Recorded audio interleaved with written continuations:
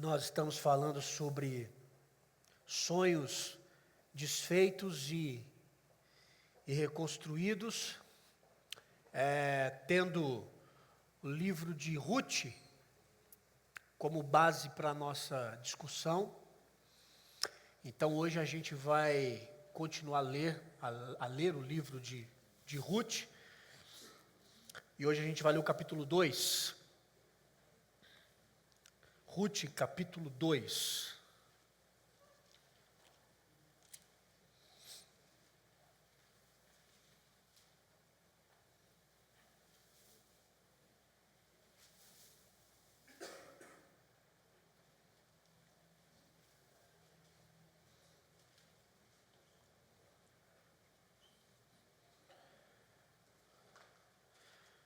Feche seus olhos, vamos orar mais uma vez.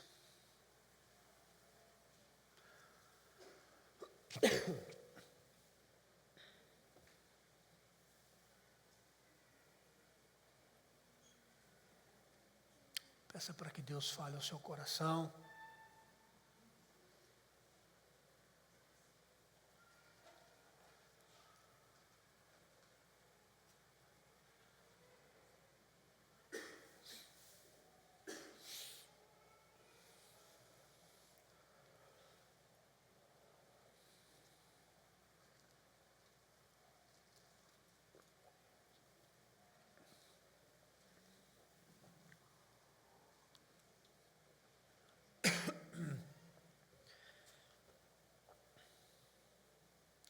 Pai, nós vamos ler a Tua Palavra e pedimos para que esse também seja um momento onde o nosso coração seja mais uma vez tocado por aquilo que o Senhor tem para falar ao nosso coração. Enche o nosso coração de convicção, de que no Senhor os nossos sonhos desfeitos podem ser também reconstruídos. E que esse milagre aconteça na nossa história e aconteça no nosso coração. Em nome de Jesus. Amém. Ruth, capítulo 2. Eu vou ler o capítulo todo. Nós vamos trabalhar o capítulo todo hoje. Ruth, capítulo 2.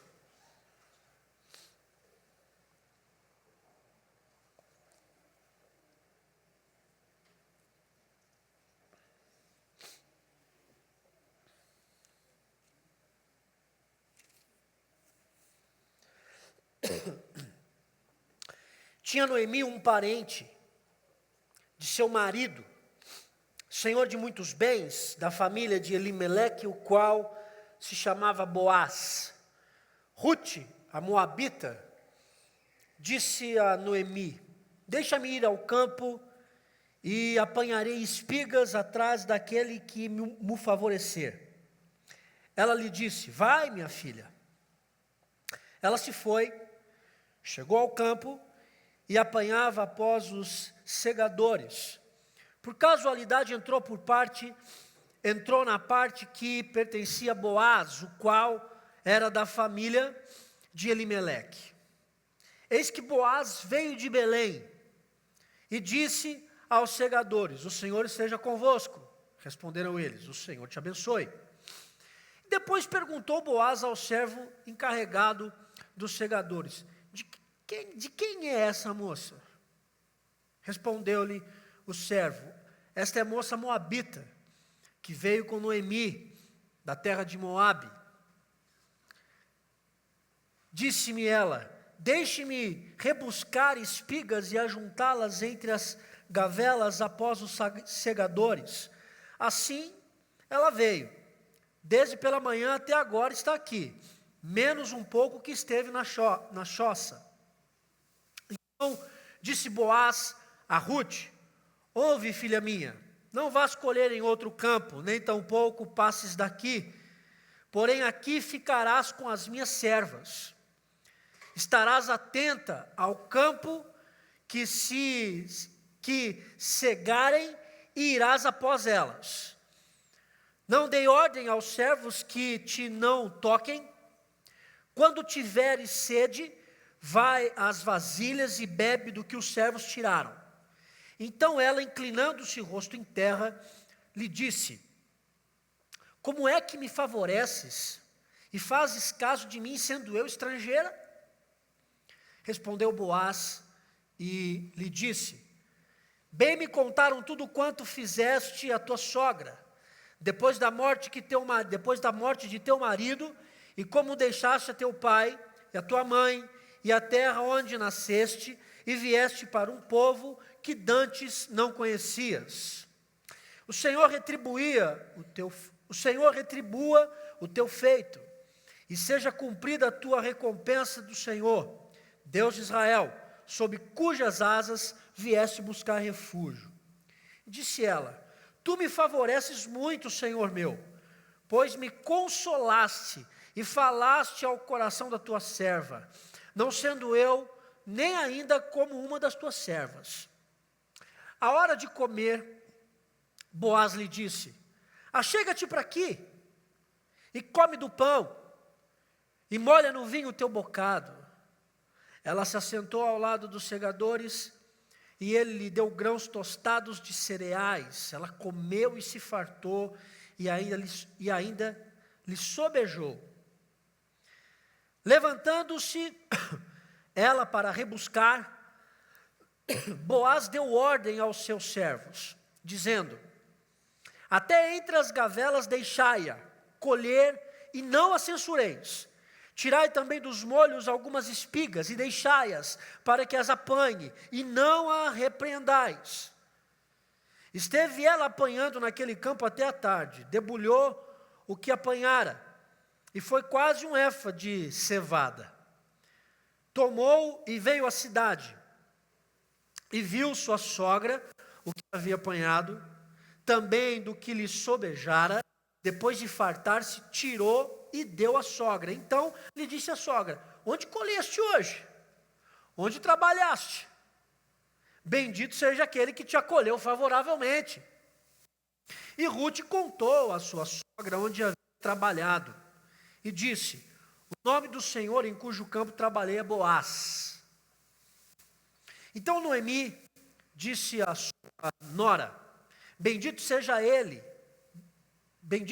ele do Senhor, que ainda não tem deixado a sua benevolência, nem para com os vivos, nem para com os mortos.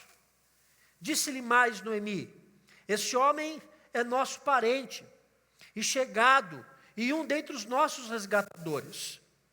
Continuou Rute, a moabita: também ainda me disse: com os meus servos ficarás, até que acabem toda a cega que tenho. Disse Noemi a sua nora Rute: bom será, filha minha, que saias com as servas dele, para que no outro campo não te molestem. Assim passou ela a companhia das servas de Boaz para colher, até que a cega da cevada e do trigo se acabou, e ficou com a sua sogra. No capítulo 2 de Rute, nós temos dois olhares diferentes sobre a temática de sonhos desfeitos e de sonhos reconstruídos. Nós temos dois olhares diferentes. O primeiro olhar que a gente tem é o olhar da Rute, que é o olhar que eu chamei de o olhar de dentro do furacão.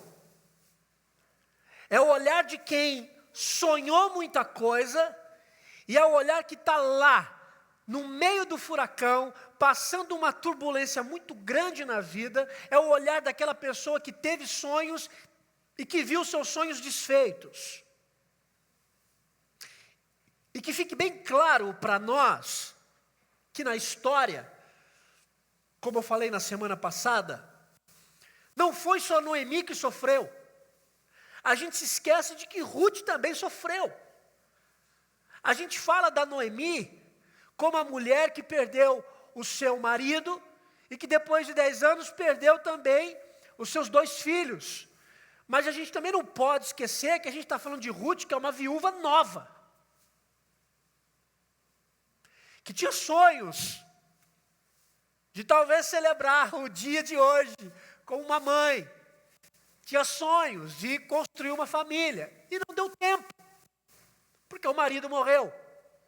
Então que fique claro que o olhar da Ruth é o olhar de alguém que sonhou e que teve os seus sonhos desfeitos. Esse é o primeiro olhar, é o olhar de dentro do furacão, quando tudo está voando e a gente não tem a mínima noção do que está acontecendo e a gente está sendo jogado de um lado para o outro, tamanhos ventos de angústias que nos batem e que nos assolam. Mas a gente tem no capítulo 2 o segundo olhar, e o segundo olhar é o olhar de Boaz. E o olhar de Boaz é o olhar totalmente oposto ao olhar de Ruth. Enquanto Ruth é o olhar de dentro do furacão, Boaz é o olhar de fora do furacão. E, além de ser o olhar de fora do furacão, a vida do Boaz está muito boa. Porque ele é um homem rico, ele é um homem independente, e a vida dele está muito bacana, está tudo indo muito bem. O olhar do Boaz é o olhar dessas pessoas que, de alguma forma, estão vendo as outras pessoas sofrendo. O olhar de Boaz é o olhar de fora, quando olha para aquelas pessoas que estão no meio do furacão, que tiveram seus sonhos e que por N circunstâncias da vida tiveram os seus sonhos desfeitos. Esse é o olhar do Boaz. Hoje, no capítulo 2, a gente vai olhar a diferença desses 2 olhares e perceber como é que esses 2 olhares nos ensinam a respeito dos nossos sonhos desfeitos e dos nossos sonhos reconstruídos. Como eu falei na semana passada, o livro de Ruth é como uma dança. E ora quem vai nos tirar para dançar aqui vai ser Ruth, com a sua dor e o modo como ela lida. Ora quem vai nos tirar para dançar vai ser Boaz, como ele olha para alguém que está sofrendo e como ele reage a isso. Vamos observar o primeiro olhar do texto, que é o olhar da Ruth. Ruth se levanta naquele dia, no seu café da manhã, com a Noemi, a sua sogra, e pede liberação para Noemi, para ir para o campo apanhar espigas. A Noemi diz, olha, Deus te abençoe, vá lá, bom trabalho para você. Mas quando a Ruth pede liberação para Noemi, a palavra de Ruth, na frase de Ruth, ela usa uma expressão muito interessante quando ela pede essa liberação. Ela diz no versículo 2, capítulo 2, versículo 2, ela diz assim: deixa-me ir ao campo e apanharei espigas atrás daquele que me favorecer. Alguém que me favoreça. Por que será que ela usa essa expressão para ir trabalhar, para buscar, para colher as espigas? A lei de Moisés legislava que a favor do pobre, das viúvas e das estrangeiras residentes no meio do povo de Deus. E o que a lei falava a respeito dos pobres, das viúvas e das estrangeiras? A lei dava permissão para essas 3 figuras, para essas 3 características das pessoas, colherem nas bordas dos campos. Eles deveriam colher no meio, eles deveriam colher na borda, e depois que os outros colheram. Então eles pegavam na borda do campo aquilo que sobrava. Eu estava dizendo que a lei de Moisés favorecia o pobre, a viúva e o estrangeiro de colherem nos campos, nas bordas do campo. Nas bordas. Primeiro colhia o povo, e depois os pobres, as viúvas e os estrangeiros pegavam só do que sobrava. Então, por isso, quando ela diz assim, eu quero ir trabalhar, e eu espero que alguém me favoreça nesse negócio, porque ela está esperando que alguém a ajude de um modo a mais, lhe dê uma ajuda a mais. Não, olha, eu não quero só pegar nas bordas, quem sabe alguém se compadece de mim e me ajuda, eu sendo uma viúva e sendo pobre, alguém me ajuda a colher mais do que eu preciso. Então sai a Ruth, sem conhecer os costumes, sem conhecer a geografia daquele lugar, Ruth vai à procura do campo. Ela vai à procura de um lugar para colher. Não tem nenhum registro nas Escrituras de que a Ruth tenha orado para sair, para colher. Ela não orou. Também a gente não tem nenhuma indicação de que ela elaborou alguma estratégia para ir colher. E que também, muito menos, ela buscou o conselho de alguém para descobrir qual campo ela deveria ir colher. O que a gente tem aqui é uma simplicidade ingênua de uma mulher que vai determinada a fazer o que ela se propôs a fazer. Eu vou sair para colher espigas. E eu espero que eu consiga colher não apenas nas bordas dos campos, mas quem sabe eu encontrar alguém que me favoreça para colher mais ou além do que eu quero. E diz o versículo 3, que por casualidade, note bem, por casualidade, ela entrou no campo que pertencia a Boaz. Por casualidade, ela entrou no campo que pertencia a Boaz. Boaz era um homem rico, e era parente de Elimeleque. Elimeleque, o marido da Noemi, que tinha morrido já há muito tempo. Boaz era parente desse homem. Pois bem, lembre-se, nós estamos falando do olhar de Ruth, que é o olhar de dentro do furacão. É o olhar daquela pessoa que teve todos os seus sonhos desfeitos. A postura da Ruth é muito interessante para aquelas pessoas que estão aqui hoje, ou que estão ouvindo essa mensagem. A postura da Ruth é muito interessante para essas pessoas que em algum momento da vida sonharam e tiveram seus sonhos desfeitos. Por quê? Ruth sofreu sim. Ruth sofreu. Mas a Ruth não teve medo de fazer o que ela precisava fazer. Ruth sofreu porque perdeu o marido, ficou pobre. E mesmo nessa circunstância tão adversa da vida, ela não teve medo de fazer o que ela precisava fazer. Pela casualidade, a Ruth vai trabalhar e entra no campo de Boaz. E essa casualidade foi o início da transformação, não apenas de Ruth, mas da mulher amarga que estava em casa, a Noemi. Mas o que eu quero dizer é que Ruth não vive uma casualidade apática. O que seria uma casualidade apática? Casualidade apática é mais ou menos o seguinte: eu vou esperar aqui, porque vai cair um presente de Deus do céu para mim aqui, e vai resolver todos os meus problemas. Então eu vou ficar aqui, e por casualidade Deus vai me abençoar. Outra tese da casualidade passiva, ou casualidade apática. Eu vou ficar esperando quietinho aqui, porque eu vou encontrar a benevolência de Deus em algum momento, Ele vai ser bom comigo, eu vou ficar aqui quietinho, não vou fazer absolutamente nada. Tem aqueles que dizem assim, eu vou esperar aqui quietinho porque eu vou esperar a obra de Deus, aleluia. Ruth não é dessas. E eu acredito que nós, ou aqueles, acredito que todos nós sonhamos e tivemos em algum momento da nossa vida os sonhos desfeitos. Por isso eu acredito que todos nós temos muito que aprender com a postura de Ruth quando os nossos sonhos se desfizeram, em relação a esses sonhos que se perderam. Porque Ruth não é apática. Ruth perdeu tudo, mas ela continua fazendo o que ela precisa fazer. Ruth vai trabalhar. Gostoso de trabalhar, não é?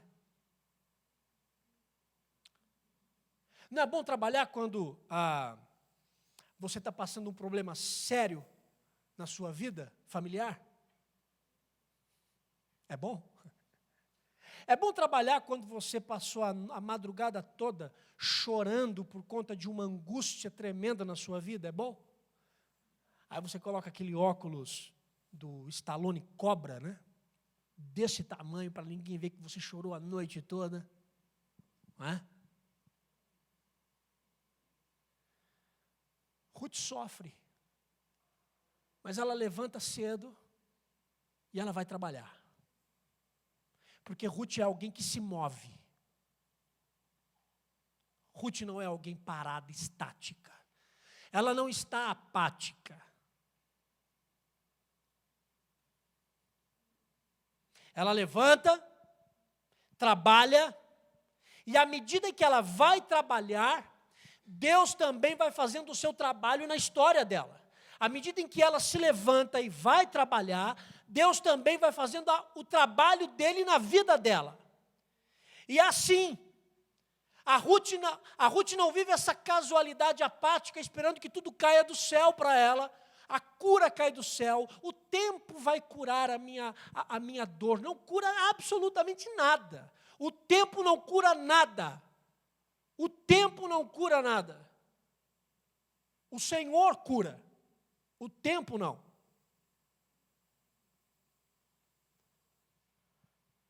Mas Ruth, ela vive essa casualidade ativa, onde Deus faz a obra na vida dessas pessoas que sabem o que devem fazer, que se movimentam na vida, que não ficam apaticamente esperando as coisas acontecerem. Mas cabe aqui uma palavra também a mais sobre essa casualidade do versículo 3 do capítulo 2. A expressão casualidade no original significa sem planejar. Sem planejar. Ruth, sem planejar, caiu no campo que pertencia a Boaz. Agora, vamos entender uma coisa.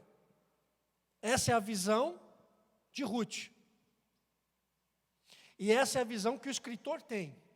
E que eu estou percebendo, quando eu vejo aqui o escritor, quando eu li o livro de Ruth, né, essa semana no capítulo 2, e vi ele falando aqui, casualidade, eu fiquei imaginando a pena dele tremendo para escrever assim, querendo escrever mais, mas ele se contendo para contar a história.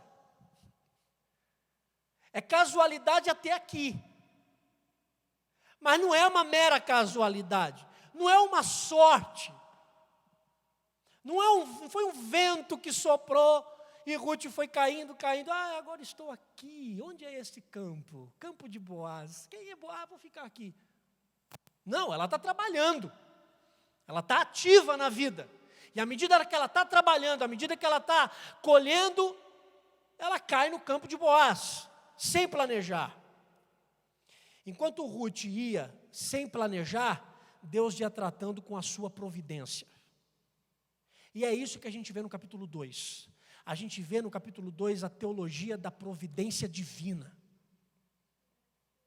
O que a gente encontra no capítulo 2 é a teologia da providência do cuidado. Ainda que seja pela nossa casualidade, para Deus não existe casualidade. O que se tem para Deus é providência divina. Sob o olhar da Ruth, eu aprendo que os nossos sonhos reconstruídos, eles acontecem à medida em que eu e você levantamos a cadeira e sacudimos a poeira e a gente decide seguir em frente. A Ruth perdeu o marido, perdeu tudo, mas ela diz assim, quer saber? Você quer saber? Eu não vou ficar aqui junto com a minha sogra que está amarga. Eu não vou ficar esperando alguém bater na porta e dizer assim, vocês são pobres e viúvas inocentes, eu vou dar uma oferta para vocês aqui, eu vou dar uma cesta básica por mês para vocês. Mas olha, vocês têm que ir na escola dominical. Porque se não for, a gente corta. Ruth não é dessas. Ruth diz assim, quer saber? Eu perdi o marido, eu decidi seguir com Noemi, eu decidi agora viver com ela, que está se sentindo extremamente amarga pelas perdas da vida. Mas quer saber? Eu vou levantar minha cabeça, eu vou me ajeitar, eu vou colocar a mão no arado e eu vou trabalhar. Eu vou seguir em frente. Eu vou levantar a poeira. Sonhos reconstruídos, eles não se estabelecem enquanto a gente vive lamentando as perdas da nossa vida. Enquanto você viver lamentando as suas perdas, não há reconstrução de sonho. Porque o meu filho me abandonou e agora nós não nos falamos há mais de 5 anos. Eu sei onde ele mora, eu tenho o telefone dele, mas eu tenho um sonho na vida que é do meu filho vir passar Natal comigo, de viver comigo, mas a gente nunca mais se falou. Vai trabalhar, vai fazer alguma coisa da sua vida. Projeta alguma coisa em relação a isso, vai fazer alguma coisa, não fique esperando que as coisas caem do céu. Eu era casado e a minha esposa me abandonou. Estou sozinho, com filhos para cuidar. Pastor, o que eu faço? O que você faz? Levanta e vai trabalhar, meu amigo.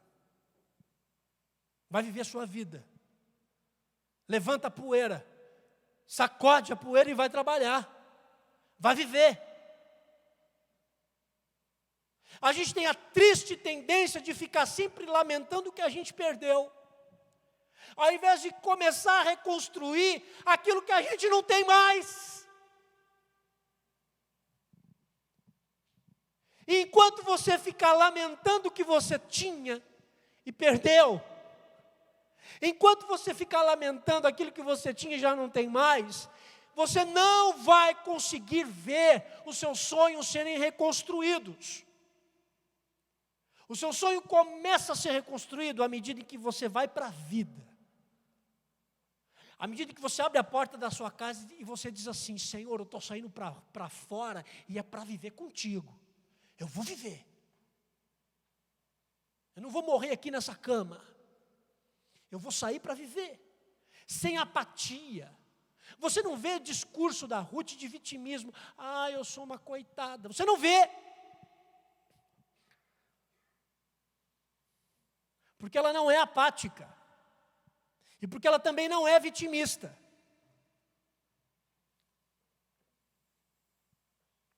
Deus guiou Ruth para o campo certo. Deus guiou Ruth para o campo de Boaz. Agora, que fique bem claro, não foi a Ruth que procurou o campo de Boaz. Ela não procurou o campo de Boaz. Foi um presente de Deus para ela, à medida em que ela vivia. Obrigado, meu amor. Olha, vou ter que abrir um parêntese. A minha esposa me fez lembrar aqui, meu amor, porque eu estou com infecção de garganta. Meu amor, você tem que tomar o seu remédio agora. É um bom motivo para a gente parar o sermão, não é? Já tomei, meu amor, muito obrigado. A hora que eu pedi para o povo orar, eu tomei um pouquinho antes.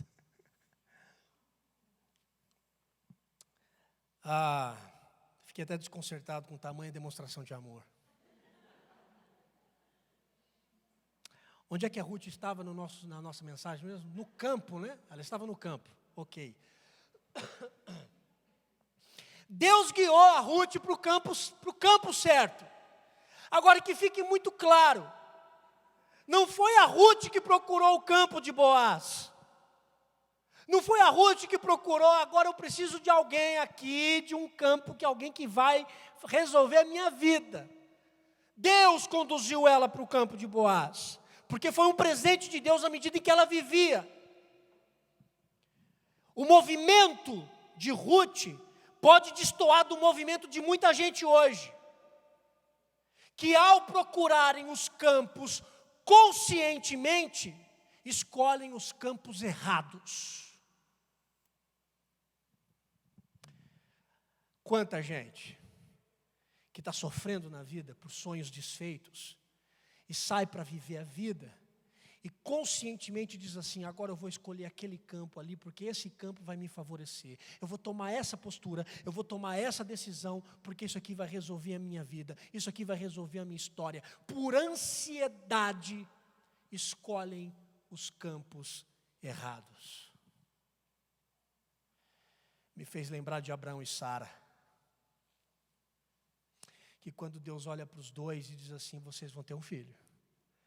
Abraão olha para ele e diz assim, pegadinha do malandro. Abraão olha para Sara e diz assim: e aí, minha esposa, topas? Ela dá aquela risadinha. Ai, Abraão, você já foi jovem. A Sara riu quando ouviu a conversa dizendo que eles teriam um filho. Ela disse: do Abraão, tadinho. Não é? E aí eles tiveram uma ideia: vamos dar uma ajuda para Deus? Abraão, vem cá. A moça que trabalha em casa, você vai ter um filho com ela. Aí a gente diz para Deus: pronto, Deus, o filho da promessa.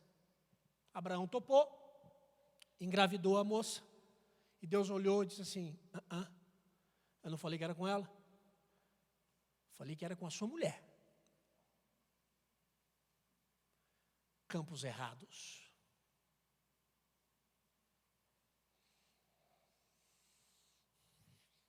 Por ansiedade. Assim como tantas outras pessoas querem tanto reconstruir as suas vidas, mas não conseguem descansar na providência de Deus. Descansar enquanto vivem. Descansar enquanto vivem. E um bom exemplo disso é o de Ruth. Ela não é apática, ela vive a vida. Mas à medida que ela vive a vida, ela é conduzida ao campo certo. Me fez lembrar, porque isso é um desafio a gente provar todos os dias da providência divina. Você tem sonhos desfeitos na sua vida? Se você tem sonhos desfeitos, a primeira lição que você tem que aprender hoje com o Ruth é descansar na providência dele, mas você não pode deixar de viver por conta disso. Porque tem muita gente que em nome dos seus sonhos perdidos já não vive mais. Já não se relaciona mais com ninguém. Já não dá mais uma chance para a graça salvadora do Senhor. A gente vive a vida. A gente tem que se levantar, sacudir a poeira. Vou fazer o que é preciso fazer. Mas enquanto eu faço isso, eu descanso no Senhor. Me fez lembrar de Adão e Eva. Adão estava trabalhando no jardim, sozinho, coitado. Ele olhava para o leão, via o leão e ele leoa, dizia: olha. Via todos os casais e dizia: olha. Ele olhava para ele e dizia assim: gente, o que está acontecendo? Está faltando alguma coisa aqui. Está faltando alguém para dar um trabalho.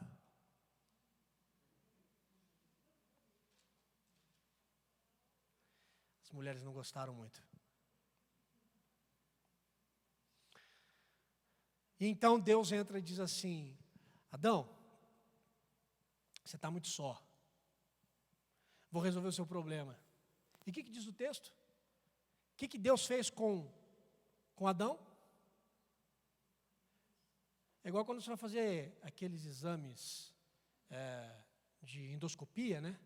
Você deita, aí a moça diz assim: vou te dar só um negocinho. Tá bom, eu quero ver, hein? Aí quando você pisca o olho, quando você acorda, já está dentro do carro. Mas o que aconteceu? Quem me trouxe para cá? Adão, Deus diz assim para Adão, vou dar um negocinho para você aqui, olha só um pouquinho. E Adão, diz o texto, que Deus fez Adão dormir. Ele dormiu. Quando ele acordou,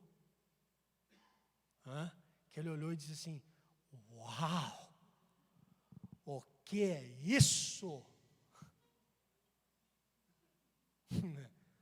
Os homens estão rindo aí. O que é isso? Adão trabalhava. E à medida que ele trabalhava, ele sentiu uma necessidade, Deus fez com que ele dormisse. Adão só encontrou Eva depois que ele dormiu.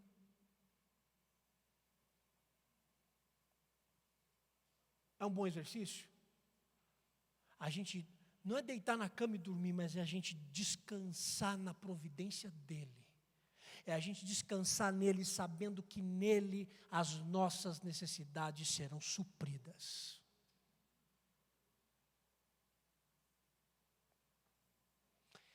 Esse é o primeiro olhar sobre os sonhos que se perderam. O olhar de dentro do furacão. A Ruth está dentro do furacão, mas ela diz, quer saber, eu vou viver. Eu vou viver na providência de Deus, e Deus vai cuidar de mim. Mas tem um segundo olhar, que agora é o olhar de fora do furacão. É o olhar daquela pessoa que está vendo alguém sofrendo. É o olhar de Boaz. É aquele olhar quando a gente está do lado de fora de uma situação e a gente consegue ver as pessoas sofrendo. A gente consegue ver as pessoas sofrendo pelos seus sonhos desfeitos. E aí eu pergunto para você, quando a gente vê pessoas assim, o que a gente faz? Como é que eu e você reagimos diante dos sonhos desfeitos das pessoas? O que a gente faz? Bom, a gente pode fazer muita coisa. Geralmente a gente vai até certo ponto com essas pessoas. Porque parece-me que quando essas pessoas têm os seus sonhos desfeitos, muitas das vezes elas se tornam tão amargas que a gente não quer mais caminhar com elas. Em outros casos, a gente isola, a gente se dá um isolamento nessas pessoas. Não, eu não vou conversar com ela porque se eu perguntar alguma coisa, vai que ela fica brava, vai que ela se ofende. Em outros casos, a gente vê os sonhos das pessoas que se ruíram por conta dos seus próprios erros, e aí a gente olha para essas pessoas e o que a gente faz? Nós a julgamos. Aí nisso a gente é PhD. Para julgar a gente é bom. Muito bom. Boaz é a figura no texto que nos dá uma direção interessante, nos dá um olhar santo, para a gente poder lidar com essas pessoas que tiveram seus sonhos desfeitos. A marca da perspectiva desse olhar de Boaz é carregado de atos de bondade. O olhar de Boaz e o modo como ele lida com essas pessoas que estão sofrendo é caracterizado por atos de bondade. Olha, no capítulo 8 aqui, quando Boaz entra na história, eu contei 8 atos de bondade. 8. Os mais engraçadinhos vão dizer, mas é porque o Boaz estava afim da Ruth. De início, não. O pessoal brincou comigo na semana passada que eu dei alguns spoilers, né, das mensagens, mas tudo bem, não tem problema não. Está aí no texto, você pode ler também depois o livro de Ruth todo e você vai se situar. Você não precisa de mim para compreender o livro de Ruth. Você não precisa de mim. É só você ler, orar e entender o que o Senhor está falando no seu coração. Mas vamos lá. Eu contei 8 atos de bondade de Boaz. Primeiro, ele dá permissão para Ruth ficar no seu campo. Quando ele pergunta, quem que é essa mulher? É uma moabita que está aí. Moabita estrangeira. Pagã. Mas ele diz assim, deixa a moça aí. Segundo ato de bondade, o Boaz informa para Ruth, dizendo para ela assim, viu, você fique tranquila, você pode trabalhar o quanto você quiser, que os meus servos não vão te incomodar. Trabalhe o quanto você quiser aí. Terceiro ato de bondade, ele oferece água para ela. Ô pastor, mas isso é tão simples? Não, não é simples, sabe por quê? Porque quando ele dá água para ela, ele está colocando a Ruth na mesma situação que os seus servos.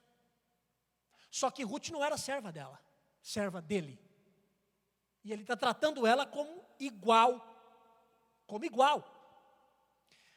Quarto, quando a Ruth vê todos esses benefícios, ela diz assim, mas você vai me tratar bem porque eu sou uma estrangeira. O que eu fiz? E aí o quarto ato de bondade de Boaz é dizer para ela que ele sabia de tudo que ela tinha feito em prol da Noemi. Então ele elogia a postura da Ruth. Quinto ato de bondade. Depois de dizer isso, ele dá palavras encorajadoras para Ruth. Ele encoraja ela.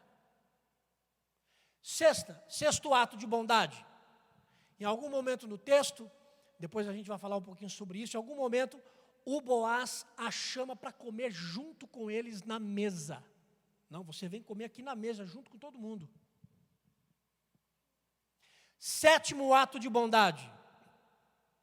Aqui eu já acho que o Boaz já estava... Aqui no sétimo, aí já fiquei meio cabreiro com o Boaz. Aí já está meio, né, Boaz, aí já não dá mais para te defender. Ele chega para os amigos, para os servos, e diz assim, o negócio é o seguinte, vocês vão tirar todas as paramentalhas daí, e vai favorecer ela para colher bastante, está entendendo? Mas, Senhor, eu estou dizendo que é para deixar ela colher muito. Favorece aí, abre tudo. Não é para colher só nos cantos, não, é onde ela quiser. Abre, deixa as espigas à mostra aí dela, vai pegar primeiro. Aí já não dá, né? Aí, oitavo ato de bondade do Boaz. Ele chega para os seus trabalhadores e fala assim para ele, olha, e tem mais, eu não quero que vocês humilhem essa mulher. Eu não quero que vocês humilhem ela. Por que Boaz faz isso? Por que Boaz tem 8 atos de bondade para com Ruth? Versículo 11 e 12 nos dá a resposta. Versículo 11 diz assim, respondeu Boaz e lhe disse, bem me contaram tudo quanto fizeste a tua sogra, depois da morte de teu marido, e como deixaste a teu pai, e a tua mãe, e a terra onde nasceste, e vieste para um povo que dantes não conhecias. O Senhor retribua o teu feito, e seja cumprida a tua recompensa do Senhor, Deus de Israel, sob cujas asas vieste buscar refúgio. O Boaz sabia tudo o que tinha acontecido na vida dela. O Boaz fez tudo o que fez por conta da lealdade da Ruth. A Ruth era uma mulher leal. E por ser leal, o Boaz conheceu a história dela, então ele abençoou a vida da Ruth. O que nos ensina, mais uma vez, algo muito interessante sobre a Ruth. Nos ensina que aquilo que a gente planta, a gente colhe. Não queira reconstruir os seus sonhos com enganos.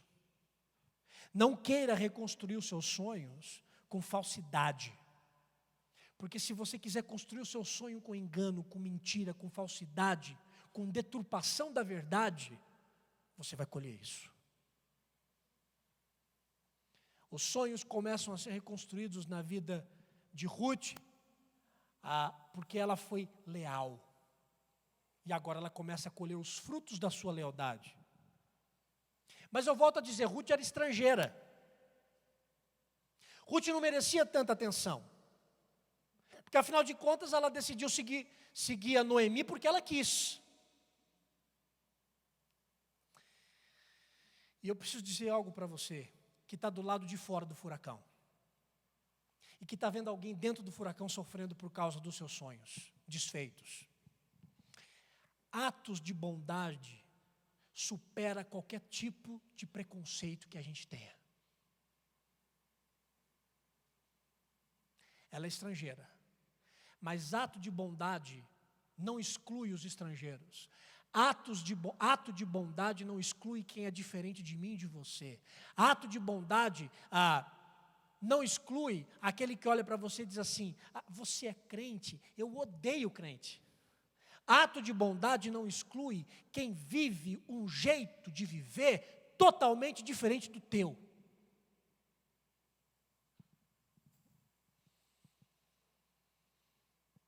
O que também me leva a entender que ato de bondade é uma boa abordagem diante dessas pessoas que tiveram os seus sonhos desfeitos. Sabe por quê? Porque com os nossos atos de bondade nós nos tornamos facilitadores. Nós nos tornamos facilitadores. Facilitadores no sentido da gente proteger. Facilitadores no sentido da gente cuidar dessas pessoas. Quando Boaz diz para Ruth ficar no seu campo, perto das suas servas, porque ele diz isso para Ruth: Ruth, olha, você vai trabalhar aqui e você vai trabalhar junto com as minhas outras servas. Você não vai trabalhar sozinha. Quando Boaz diz isso para Ruth, ele está protegendo ela. Protegendo ela de qualquer tipo de abuso no campo. Ele está sendo um facilitador. Ele está abençoando a vida de alguém. Quando a gente vê alguém sofrendo, de alguma forma, nós podemos nos tornar facilitadores, aliviando a carga triste dessas pessoas com cargas leves e alegres. O problema é que quando a gente vê gente sofrendo, parece que a gente sempre quer levar má notícia ainda para essa pessoa. A gente sempre tem algo a mais de ruim para falar para as pessoas que estão sofrendo. A gente nunca leva coisas boas para ela. Por quê?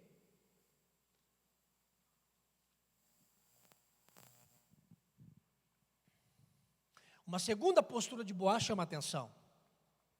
É que no versículo 12 ele roga as bênçãos de Deus. Ele roga as bênçãos de Deus para Ruth.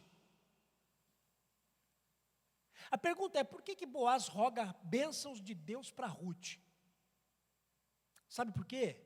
Porque Ruth está exposta. Ruth está no campo. Onde é que está Noemi? A Noemi está recolhida. A Ruth está do lado de fora. E essa é uma postura interessante. Porque Boaz sabe da história de Noemi. Mas Noemi está recolhida. Noemi está enclausurada. Noemi está algemada na sua dor, na sua amargura. Ela não sai. A Ruth está exposta. E por estar exposta, ela acaba recebendo esses atos de bondade pela vida de Boaz, guiado por Deus. Nós já falamos do olhar de Ruth, que é o olhar de dentro do furacão. Mas agora você tem o olhar de Boaz, que é o olhar de fora do furacão. E quando eu olho para Boaz, falando com Ruth, e o modo como ele lida com a Ruth, o que eu vejo é que ele não tem medo de se aproximar dessas pessoas que sofreram na vida. Porque o Boaz, ele vai para se aproximar dessas pessoas, para se tornar um facilitador. Boaz se aproxima dessas pessoas, se aproximou de Ruth, que sofreu na vida, para se tornar um abençoador. Se você vê pessoas sofrendo, com seus sonhos desfeitos, eu quero dizer para você: não tenha medo de se aproximar delas. Se você tem visto pessoas no meio do furacão, sofrendo por sonhos que se perderam, não tenha medo. Não tenha medo de ir até elas. Não tenha medo de abordá-las, desde que você vá com o intuito de ser um facilitador e de ser um abençoador. Porque afinal de contas é nesse processo que a igreja faz sentido. A igreja para mim faz sentido assim. Quando eu e você descobrimos alguém aqui que está sofrendo, E a gente vai até essa pessoa para ser facilitador, não para conhecer a história. E depois jogar no zap para uma outra pessoa. Fuxicar a vida, fuxicar a maldade da vida do outro. A derrota do outro. A tristeza do outro. Quando Boaz toma todas essas atitudes, a resposta de Ruth diante disso tudo é gratidão. Ela é grata. E depois desse dia muito especial, a Ruth volta para casa. E sabe como é que a Ruth volta para casa? Diz o texto que ela volta cheia de sacola. Cheia de sacola. Imagina. Voltando para casa assim. No final do dia. Quando ela entra em casa, a Noemi assusta. A Noemi olha para ela e diz assim: minha filha, onde é que você conseguiu tudo isso? Onde é que você foi? Qual é o campo que você colheu? O que aconteceu? Porque você pegou muito mais do que a gente precisava. E aí eu vejo a Ruth assim jogando tudo no chão, limpando o suor. Faz um cafezinho que eu vou te contar. E aí a Ruth diz assim para Noemi: minha sogra, o campo que eu colhi tudo isso foi de um homem chamado Boaz. A Noemi, quando descobriu que o campo era de Boaz, eu imagino que o coração daquela mulher chega a dar um pulo. Ela diz assim: Boaz, o Boaz, claro, o Boaz. O Boaz é da nossa família. Aliás, Ruth, aí os olhinhos da Noemi, ó. Aliás, Ruth, o Boaz é nosso resgatador, você sabia disso? Sabe o que é o resgatador? O resgatador na lei mosaica era aquele parente mais próximo e que poderia tomar todas as atitudes, que poderia tomar à frente dessa família que perdeu o marido, ok? Para ajudar essas viúvas, ajudar essa viúva e defender o direito dessa viúva. E se essa viúva não teve filho, o resgatador, além de se casar com ela, teria filho com ela. Olha a Noemi para frente.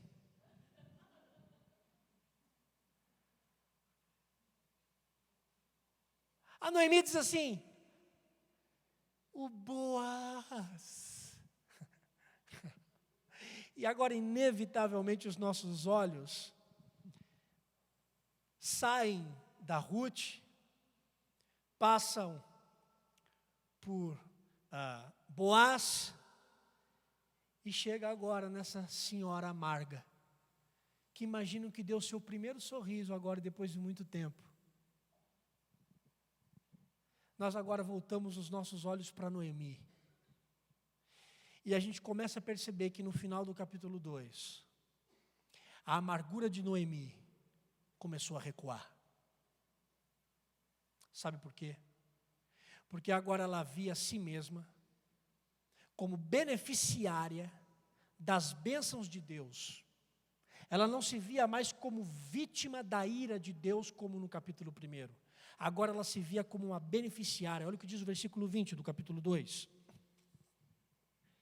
Então Noemi disse à sua nora: bendito seja ele do Senhor, que ainda não tem deixado a sua benevolência, nem para com os vivos, nem para com os mortos. Ele não tem deixado a sua benevolência. Ela assume isso. Noemi não considerava mais, como no capítulo 1, Noemi não considerava mais o Shaddai como uma força poderosa que se opunha a ela. Não, agora ela olhava para Deus e o via como um Deus bondoso. Apesar da sua família continuar morta. Apesar da sua família continuar morta, ela agora considerava a benevolência de Deus. E é estranho. É estranho. Porque de alguma forma, a dor de Noemi a fez encontrar a benevolência de Deus. Eu vou repetir. A dor de Noemi levou ela a conhecer a benevolência de Deus. E foi como um salto no coração de Noemi. Foi como se ela sentisse assim: o meu coração pulsou, o meu coração está vivo, ele ainda tem vida em mim. E aí eu aprendo que a gente, de alguma forma, a gente precisa atravessar aquilo que nos impede de conhecer a Deus. A gente tem que atravessar. Não adianta a gente contornar os obstáculos. Não adianta a gente dizer assim: não vou para cá. Não, se para conhecer a Deus eu tenho que atravessar esse obstáculo, eu vou passar por ele. Sabe o que é que mais me chama a atenção também nesse capítulo 2? É que tudo isso aconteceu num único dia. Ok? Isso não foi anos, isso não foi numa semana, foi num único dia. Ela saiu de manhã, teve toda essa experiência no campo, volta para contar para Noemi com as sacolas da colheita. Em um único dia, tudo isso foi Deus que fez.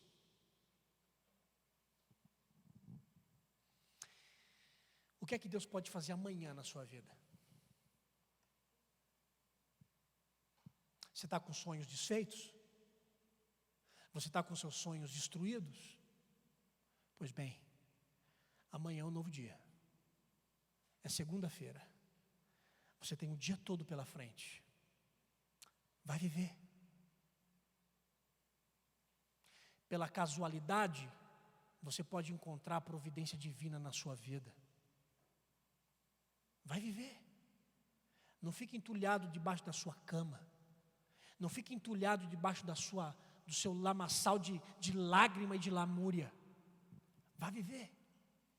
Levante a poeira, levante o seu rosto, sacuda a poeira e vá trabalhar. Vá viver. E quem sabe você vai descobrir o que Deus pode fazer em um único dia na vida de pessoas que tiveram seus sonhos desfeitos. A bem verdade é que, como povo de Deus, toda dor, ela é compartilhada. Toda dor é compartilhada. Deus vai fazendo a sua obra em nós, à medida em que eu e você vamos se entregando à vida e vivendo com gratidão tudo aquilo que Ele tem feito na nossa história. E eu espero que Ele reconstrua o seu coração, reconstrua os seus sonhos, tendo em vista, se você estiver no meio do furacão, ou se você está vendo alguém com sonhos destruídos, e você está fora do furacão, você também tem um exemplo muito bom de como lidar com essas pessoas. Que Deus possa fazer a sua obra na nossa vida e no nosso coração.